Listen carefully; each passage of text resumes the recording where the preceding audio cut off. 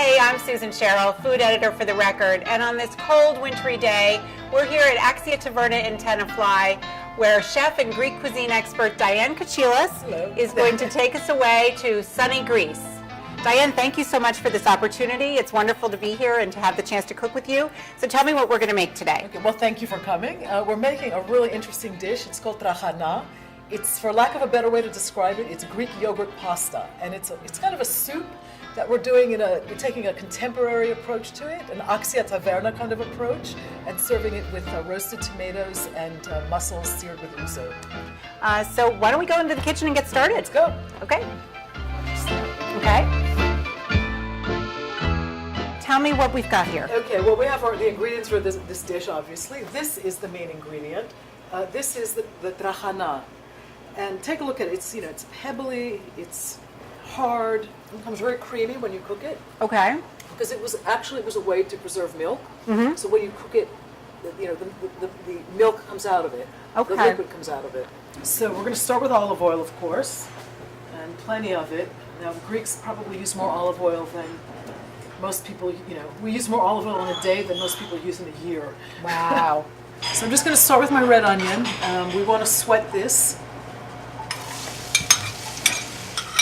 Sweating means that you're going to get the moisture out of it a little bit and Yes, soften the onion. we want to soften it. I have grated some garlic, pureed it basically. And so we're talking about maybe about a tablespoon of garlic there? Yeah, about a tablespoon of garlic. I mean, this is, Greek food is robust, right? It's rustic. Absolutely. We're not afraid of garlic. In this No. Then I'm going to get about half of the trachana, as I mentioned. Mm-hmm. And I do want to say that I always cook this in the olive oil a little bit. Mm-hmm. I do it because it brings out this sort of nutty quality. Sure. But I do that almost with everything I cook, whether Yeah. it's beans or rice or, I always coat it in oil before you add in the olive liquid. oil. Yep. Yeah. It's about a 1-to-6 ratio of trachana to liquid. Okay. You can do it with water or stock or a combination of water and stock. Usually in the Greek home kitchen, we don't use stock. We use water. The solidified milk or the preserved milk that's in there will ooze out, and that's what gives it its creaminess. Add my pureed tomatoes to this.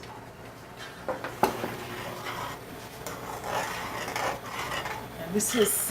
And it smells just delicious. This really is one of my favorite things to eat. With the mussels and the hot pepper, and the feta cheese on top, it's great.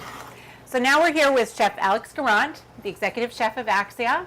Okay, what are we going to do with the mussels? So we're going to take some mussels here. We're going to steam them in white wine and ouzo, and we're going to add it to the trachana soup that we have here. So it's a wonderful, the trachana is a little sour, and we have the sweet, briny mussels to go with it.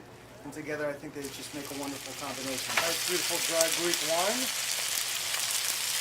Of course, it has to be Greek wine, absolutely.